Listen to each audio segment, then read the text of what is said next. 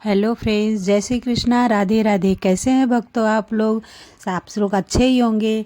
तो मैं आज आप लोगों को अपने सांवरे का गार्डन दिखाने के लिए ये वीडियो बनाया है। तो जैसा कि मैं दिखाऊंगी कि मेरे लड्डू का गार्डन कैसा है, और अगर उसमें आप लोगों को अच्छा लगे या कुछ चेंजेस करने हो, कुछ ऐसा बताना हो तो प्लीज़ कमेंट करके बताना।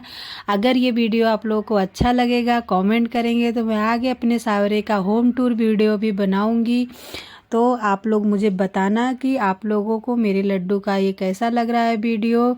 मैं उनको एक छोटा सा गार्डन बनाई हूँ जिसमें अपने लड्डू को बैठाती हूँ, और उसमें वो बैठ के अच्छे से एंजॉय करते हैं।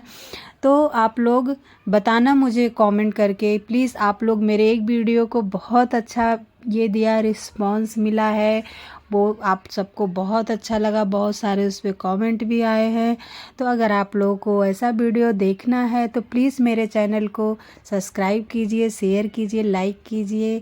जय श्री कृष्णा, राधे राधे। तो चलिए आप लोग को दिखा देते हैं कि मेरे लड्डू का गार्डन, और मैंने उसको छोटा सा वृंदावन नाम दिया है। तो प्लीज़ आप लोग कमेंट करके बताना कि वीडियो कैसा लगा।